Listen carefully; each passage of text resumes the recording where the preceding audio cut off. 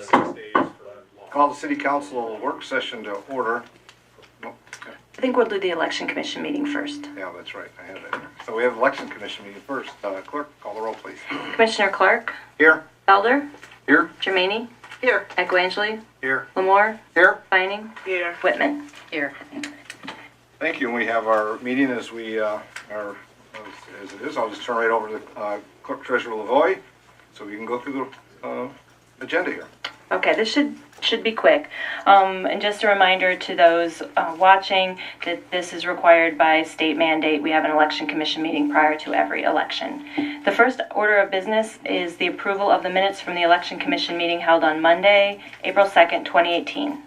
I'll make a motion that the minutes of the April 2nd, 2018 be approved. Support. Motion by Commissioner Ekalani, supported by Commissioner Felder to accept the minutes that were disseminated. Their discussion. Clerk, call the roll, please. Commissioner Clark, Yes. Felder, Yes. Germaini, Yes. Equangeli, Yes. Lamore, Yes. Vining, Yes. Whitman. Yes. The next item is, you will not see in print on your agenda, but I would ask that a commissioner make a motion to amend the agenda so that we can add the precinct chair and co-chair appointments. Your Honor, Yes. Commissioner. I'd like to make a motion to amend the election commission agenda for the purpose of adding positions. Second. Motion by Commissioner Vine, supported by Commissioner Lamore to amend the agenda to add the items of chair and vice chair precincts as mentioned. Clerk. Commissioner Clark, Yes. Felder, Yes. Germaini, Yes. Equangeli, Yes. Lamore, Yes. Vining, Yes. Whitman. Yes. The next item under commission action is a resolution, approval of resolution delegating certain duties to the clerk treasurer. And once again, this resolution remains the same from election to election. It's just the regular duties that I have to complete to carry out the election. Make a motion that we approve the resolution regarding the duties of the clerk treasurer. Support. Motion by Commissioner Ekalani, supported by Commissioner Germaini. Clerk, roll call. Commissioner Clark, Yes. Felder, Yes. Germaini, Yes. Equangeli, Yes. Lamore, Yes. Vining, Yes. Whitman. Yes. The next item of business is the establishment of the report time and location for the absent voter counting board. The time will be 10:30 and the location will be the third floor conference room. And we've had to change that because obviously because of the construction happening on the first floor at City Hall. So I just need a motion establishing that time and location. A motion that we establish the report time is 10:30 in the third floor conference room of City Hall as the absentee voter counting board report time and location. Second. Motion by Commissioner Felder, supported by Commissioner Lamore to, as stated, the time and location for the absentee voter counting board. Clerk, please call the roll. Commissioner Clark, Yes. Felder, Yes. Germaini, Yes. Equangeli, Yes. Lamore, Yes. Vining, Yes. Whitman. Yes. The next item is the establishment of the public accuracy testing date and participants. The clerk's office would suggest that it be scheduled for Tuesday, July 31st. We usually do it in the morning, but we are flexible in the time, 9 or 9:30 or 10 o'clock, whichever the commission would prefer. And it is a public meeting, and we will need a quorum to conduct the public accuracy test. What, you said the 31st? Yes, Tuesday. It's the week before the election. What time were you looking at? We can do it at 9, 9:30, or 10, whichever's preferable. I do have a plan from probably 9 to at least 10, 10:30. Okay. But other than that, if we have enough people, we'll make some time that would be, And otherwise it'd be available absent those times. Okay. But we'll see what, so first thing I think we have to find out is the availability of council before we set the date and time. So you're proposing Tuesday the 31st, somewhere in the morning, correct? Somewhere in the morning. So first I'll see what council has on their schedules and availability. I know there's a couple no's. I can't. I have a doctor. I can be there. Okay, I can be there. 3. I would be safe at 11, but Okay. not before, but then I don't know. I can be there. So the 4 that said yes, do you want to set that for which time? 9:30, It doesn't matter. 10?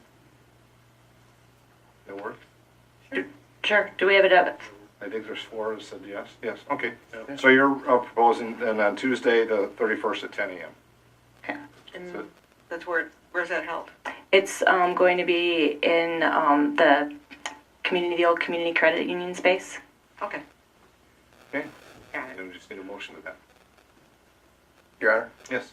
motion that we conduct the public accuracy testing date as Tuesday, July 31st at 10 a.m. to be held in the former Community Credit Union room at City Hall.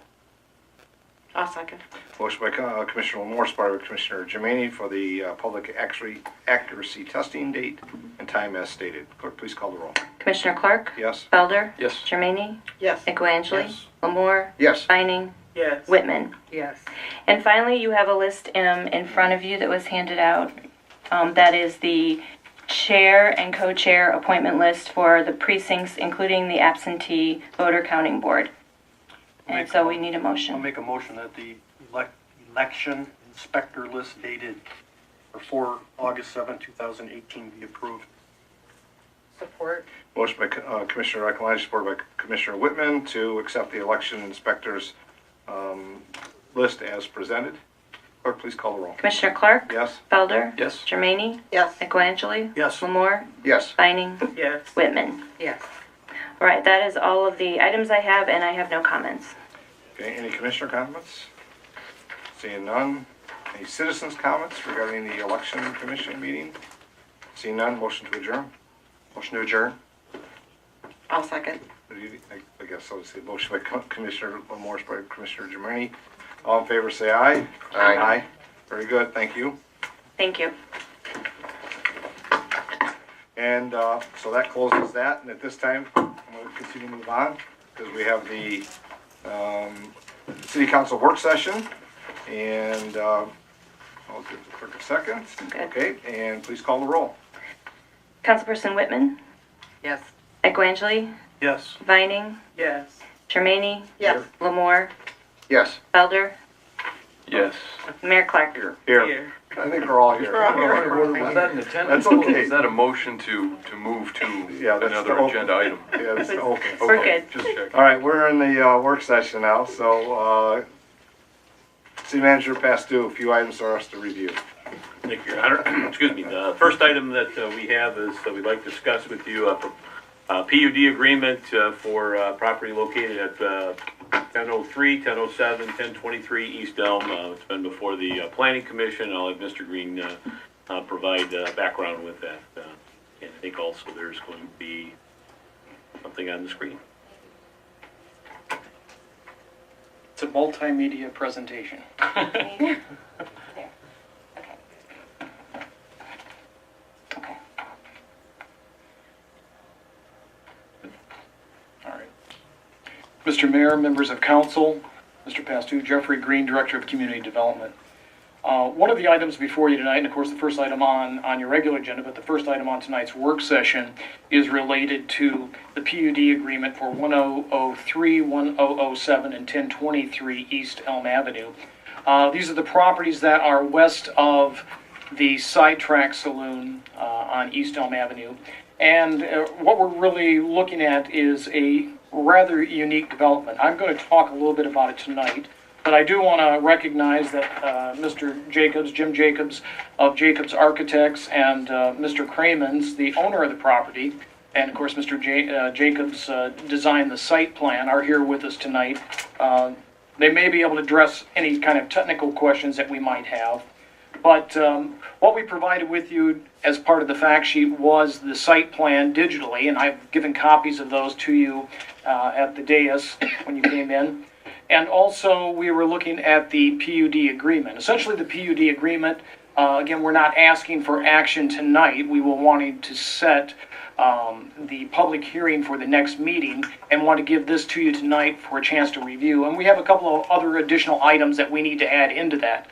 But essentially, I want to talk a little bit about that because what the PUD agreement does is basically memorialize the items that are found on the site plan. It's kind of the written version of the contract and the site plan. So with that, again, this PUD agreement reflects the site plan that was prepared by Mr. Jacobs and his staff, along with their client, James Cramen, who is with us again, as I said, this evening. The property is to be privately owned, and when the larger buildings are completed, they'll provide some areas for workshops for Mr. Cramen's. When we originally looked at this, there was questions that we had as staff as to whether this would be a public development or someplace where we're going to have the public coming in. And after discussions with, again, Mr. Jacobs and Mr. Cramen, we found that this was going to be a private development, which is really rather unique. In fact, I might say that this is probably the most unique site plan that I've seen since coming to the city and in the planning department. The property in question lies within the area defined in and by the River Raisin Heritage Corridor East Master Plan. The proposed project, however, has a slightly different take on the master plan. The master plan was looking at properties to acquire, maybe properties to demolish, those kind of things to clear and open up the battlefield site and expand that and that heritage corridor. And really what the owner, Mr. Cramen's, and Mr. Jacobs are doing is creating a typical French homestead or farmstead, if you'd prefer, that would have been found in this region. The plan is patterned from a number of sources, which Mr. Jacobs' staff had went through. It comes from Charles Lanham painting, or Landman, I'm sorry, of a French Canadian homestead, done in about 1884. It comes from John Anderson's War Reparations map, the LaSalle cabin from Benson Lossing's pictorial field book of the War of 1812, and the layout of the Godefroy, Beaugrand, and L'Enfant properties. Say that fast, or multiple times very fast, as well as a number of other sources, but those were the primary ones. And the idea is to give what would have been a historic homestead or farmstead, and although this site is not sited on the Ribbon Farm, which would often have a home, various outbuildings associated with it to address a variety of needs on the farm, it would have a kitchen garden, an orchard, and woods, all as part of the property. This long single lot that would have stretched from the river, away from the river, oftentimes for quite significant distances. The site will be phased in today, or developed over a period of time, which I assume really mimics a farmstead or an actual development in the 18th and early 19th centuries, especially in rural areas, where you would not have come in and built all of these buildings at one time. You would have phased them in as you needed them and as you had the ability to do so. The current project will begin with the barn, then a storehouse, a stable, a forge or woodworking shop, a chicken coop or dovecote, and a bread oven. All of these are separate buildings on the outside and typically found within these French farmsteads or French homesteads. And it's anticipated that the home itself will probably be the most sophisticated structure on the site and the last structure on the site to be built, and will reflect the look of a home found in a French town settlement again in the late 1700s and early 1800s. As part of their result, Mr. Jacobs found that there might have been a horse mill on the site. And so, as research can provide the necessary details, they may look at constructing that at a future point as well to kind of give that authenticity. When looking at the site plan, you'll note that we have worked with the architects to incorporate modern zoning and building requirements to the extent possible, thereby allowing the historic appearance and the feel of the homestead to be the dominant feature. We did not want to change it so much that it changed that outlook and that feel. But with that said, it should be not considered a preservation treatment or a restoration treatment or a reconstruction treatment or a rehabilitation treatment. In preservation lexicon, each of these have very specific meanings. The project before you tonight is simply trying to create the look and feel of a French farmstead. It's not dealing with extant historic buildings that it's trying to recapture or restore. It's basically creating these anew and to give an idea, as I said, and a feel for exactly what that would have looked like. After reviewing the revised plans, community development noted that the majority of the items had been addressed. I included the staff report along with the fact sheet. And as you noted when you looked at that, there were a number of items outstanding. And again, some of those reflected the idea of whether this was going to be a public building, it was going to be open to the public in some way, or it was going to be private. And what we found out, it was private, which eliminated a lot of those conditions and concerns that we had. The remaining key items that we saw were determining whether a clear vision zone is required at the driveway near the Sidetrack Saloon Building and East Elm Avenue. And we sent that off to Mr. Jacobs to review. The second recommendation was having an archaeologist on site if and when significant excavating was going to take place. Anytime that we've done work in the past in the city of Monroe on similar types of projects, we have typically made that a requirement for the city when we've done them. And again, we've made that recommendation just to protect themselves in case an inadvertent find comes up. Because if something is found, it should stop generally development for that period of time until it's resolved. Finding out what it is and with an archaeologist, or possibly the police department if it's skeletal remains or something along those lines. So in order to kind of facilitate that and keep the project moving, we're recommending that if they get into excavation of any serious nature, they may want to have an archaeologist ready or on call or on site. As I noted in the beginning, this is a very unique project, and it is one where Mr. Jacobs and his staff, I think, have done an outstanding job to come up with something that really complements this master plan that we've developed and complements the idea that we're working on with the River Raisin Battlefield. So with that, I'd be happy to answer any questions that you might have. Any questions for council? Your Honor, Yeah, Kelly? I'm curious as to what the purpose is. When you say this is a private development, Yes. will it be for profit or for tours, or what is the purpose? Those are good questions, because those are exactly the questions that we had when we started with it. Mr. Cramen is here tonight, and Mr. Jacobs, but I'm going to say that we were told that Mr. Cramen is basically doing this as he wants to have a workshop, and you may have saw Monroe magazine back, probably about 4 or 5 months ago, and there was quite an extensive article on Mr. Cramen's and some of the woodworking that he does. And so he wants to have a workshop and a wood shop set up that he can use. It's a hobby for him. I don't know what the ultimate plans are at that time. If it were to change at some point in the future, if he were to sell it or donate it, then we would look at it again with that change, identifying what we might need on the site. But at this point, as a private development for something that's for his personal use, that's the way we've reviewed it. And I don't know, Mr. Jacob, is there anything incorrect in that statement? No. Okay. Your Honor, Yes. when I was looking at it before, I'm not the best map reader, I thought it was the development across the north of the river that's coming. Mm-hmm. So I just got a little confused. But. And it would actually really fit in well with that development. I think that's really what I think what Mr. Cramen may have in mind ultimately. But I know when we were looking at this at the Citizens Planning Commission meeting, Dan Downing, who was with the River Raisin National Battlefield Park, was there in support of this project.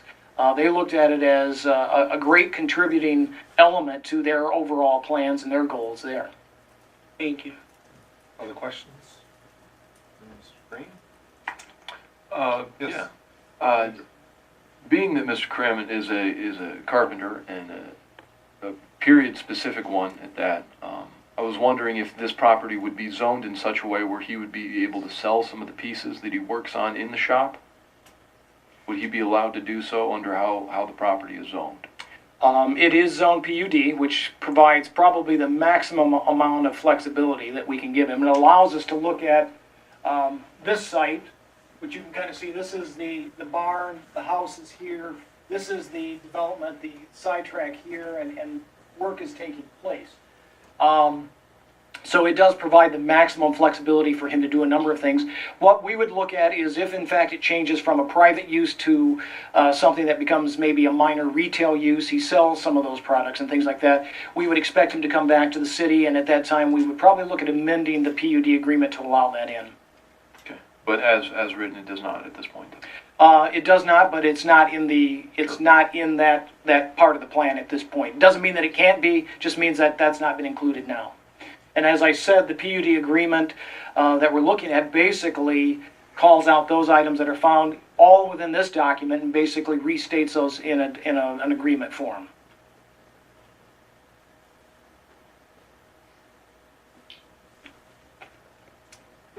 Questions? Very good. Green? Thank you.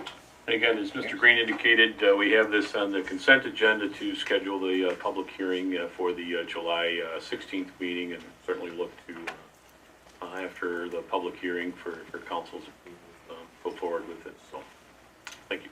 Thank you. Next item, please. Next item is, I had on the agenda discussion regarding a proposed purchase of a new Vector truck for the Department of Public Services. I'm going to hold off until Mr. Patrick Lewis is able to return. Had a accident over the weekend. He's banged up, but hopefully will be ready and available here in another week or so to come back to work. So I'm going to hold off on that item for a couple of weeks. The next item I have is just a review of a social media policy. This is a policy drafted by our Human Resource Director, Peggy Howard. It's been vetted by our Communications Director, Jody Egan, certainly to our City Attorney, Matt Buds, and even our Labor Attorney, Jim Green. And so I highlighted a few pertinent sections with this, and it's to provide guidance for employees' use of social media. And when you go through there, you'll see both in an employment capacity and non-employment capacity as well. And I think that last part is kind of relevant. As you go through it, there's a section dealing with definitions, a statement of policy, of which I'm not going to go into any great detail with it. But if you turn to page 2, there, section 3.2, social media application of policy. It kind of, the one sentence I highlighted says, in addition, they should never attribute such personal postings to the city or imply that they are endorsed or written by the city if work affiliation is listed. And I will tell you, that's the one cautionary aspect of this policy as it pertains to employees, is if someone is posting something there on the social media that we don't want it to be inferred that it's the city's position. There will be moments where somebody may post something, and if you look at the section in the bold down there at the bottom is what we would encourage. The statements and views expressed in this posting are my own and do not reflect those of the city of Monroe. So putting this together, we want to make sure that that's clear to employees to be careful, but it also make sure you're not representing the views of the city itself. If you flip over to page 3, there's a number of bullets. The one that I highlighted, a couple of them,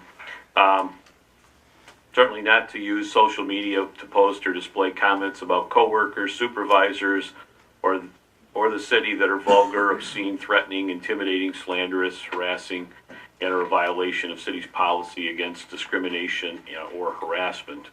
A couple more bullets down there. When relevant, identify your affiliation with the city and your area of concentration. Again, driving home the point that we want to make sure if you are using social media in a non-employment capacity that you do everything you can to separate those two.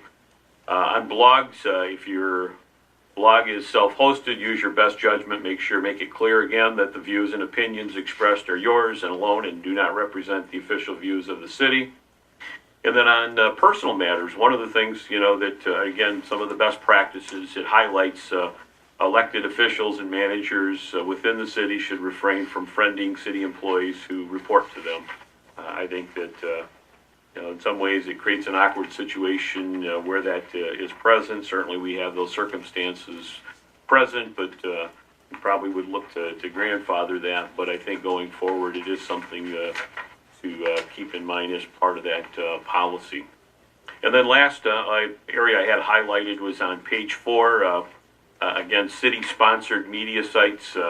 I think this is important as well. It goes from time to time as communications technology evolves.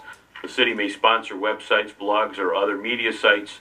The city must approve any website, blog, chat room, video sharing, site bulletin, or other social media that promotes the city. And again, in this case, it's explicit that the city's communication department under Ms. Jody Egan would be the one to review that, and if she had any questions, certainly to bring it to my attention. So again, we go to great lengths to get the communication to the residents, businesses, and visitors here consistent, and we clearly don't want to have mixed messaging, mixed branding, and those type of things taking place. So in a nutshell, it's a policy that is new. There's no update, but it's a reflection of the times.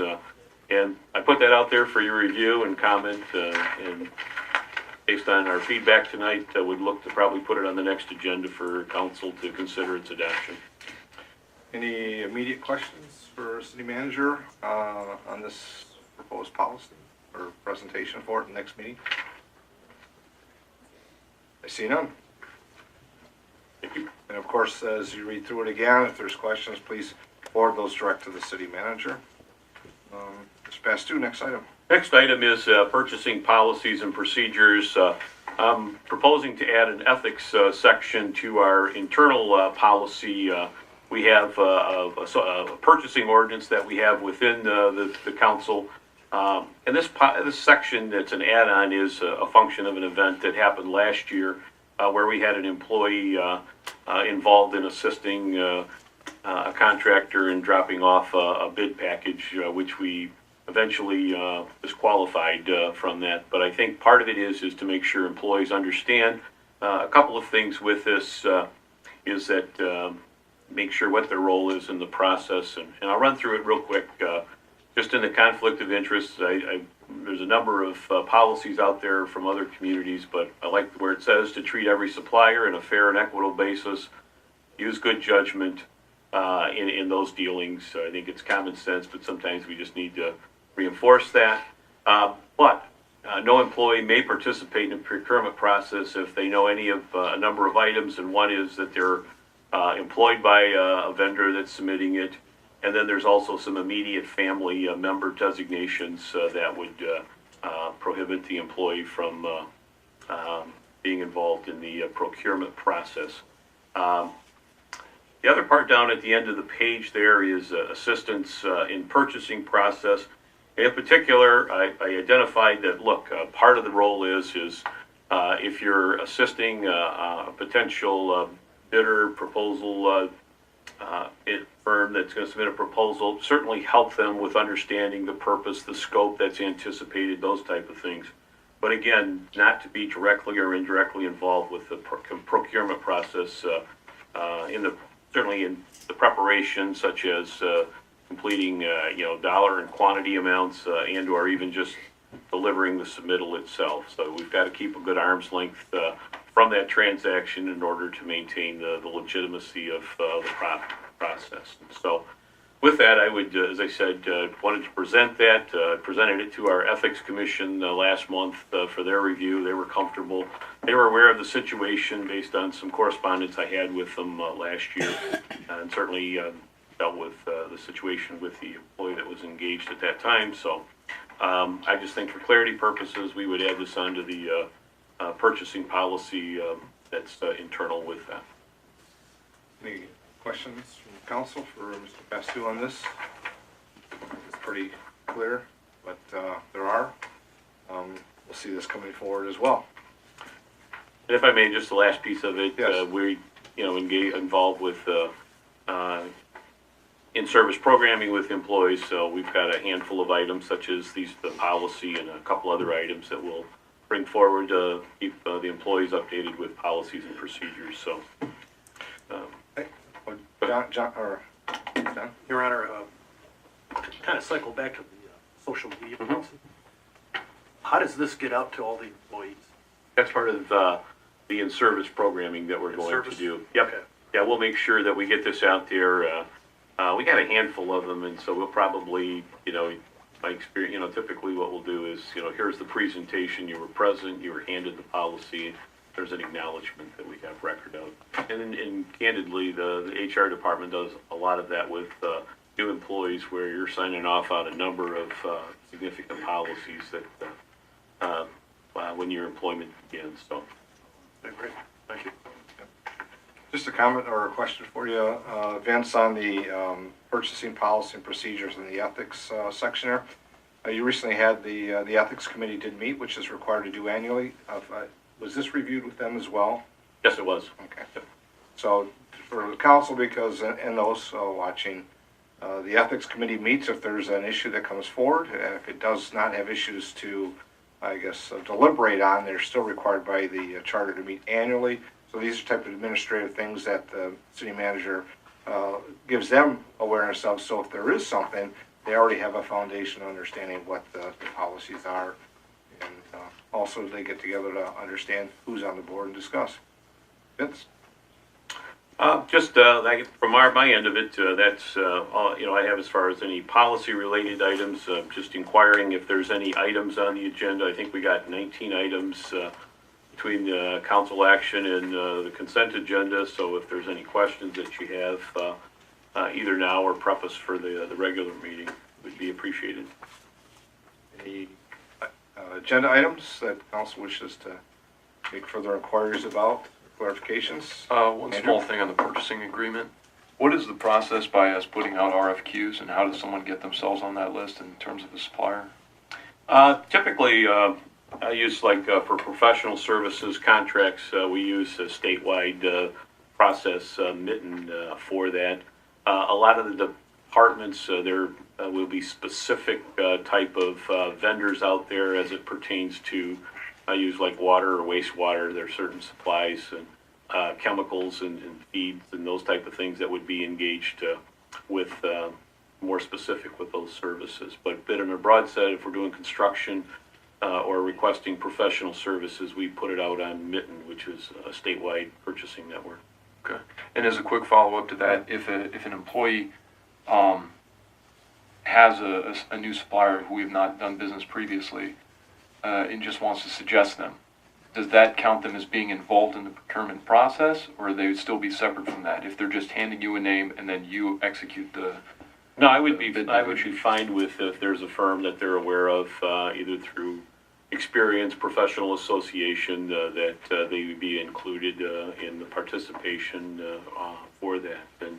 And in many ways, it's not uncommon for us to, depending on how complicated it is or how much activity, to contact them to see if they're interested in projects as well. So, but that's the extent of it, the scope. Say, look, we have this, you might be good fit for it. To entertain your competitive bid for that project. And just one more issue, Your Honor. It's just I bring that up because in the past we've had some contracts that have been a little more expensive than we may have imagined because we didn't get enough bidders in the process, or the bids that came in higher than we expected because they were limited in number. So I just want to make sure that we can still, keep a healthy bid process going to drive the cost of the contracts down a little bit. We like the competitive process, there's no doubt about it, both from a pricing and quality standpoint. Thank you, Your Honor. Yes, very good. Other questions? Vince, John? Regarding, Your Honor, regarding just a couple things on the agenda for discussion. When do we anticipate having in-house a GIS professional? Because this is like the third time we've extended the contract with this provider. I think at this point in time, we actually have the position out for soliciting. We've done that recently, right, Ed? Yeah.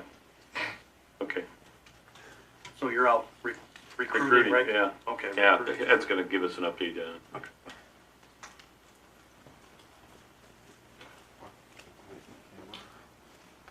The other thing, if I might add, though, the position itself was authorized for the fiscal year start here in July 1st. Right. So.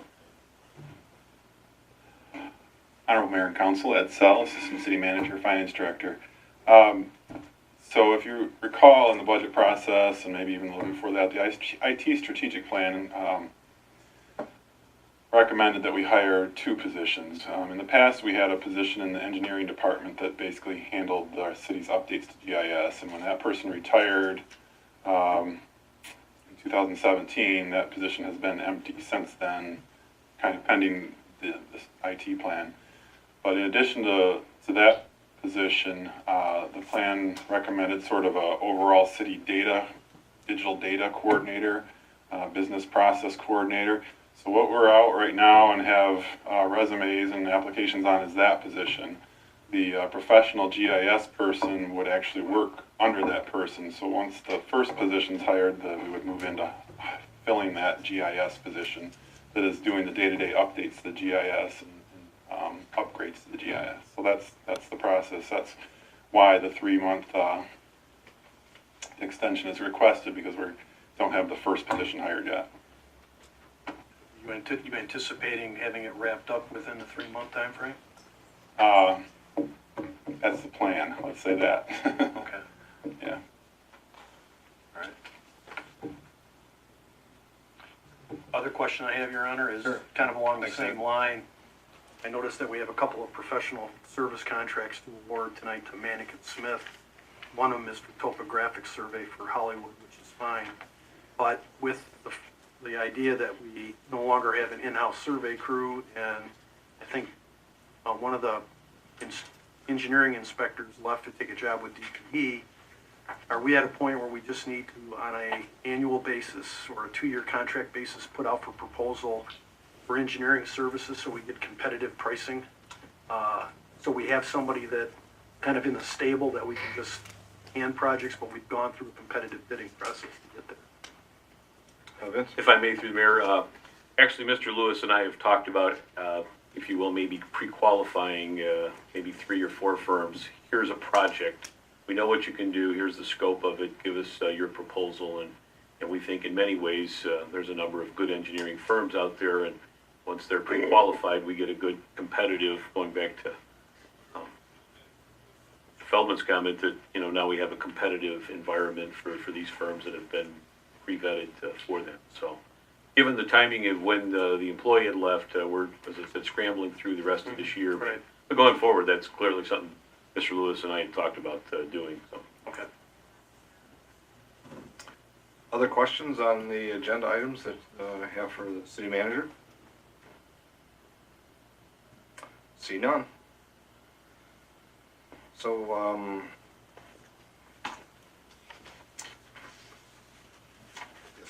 the work session, unless you have something else, Mr. Pastor. Well, I guess just in closing, as we move into the special meeting to go into closed session, I would ask that along with going in for review of attorney-client privilege correspondence, also to provide council with a labor negotiation update to be part of that, and would request that that be in the motion to go into closed session.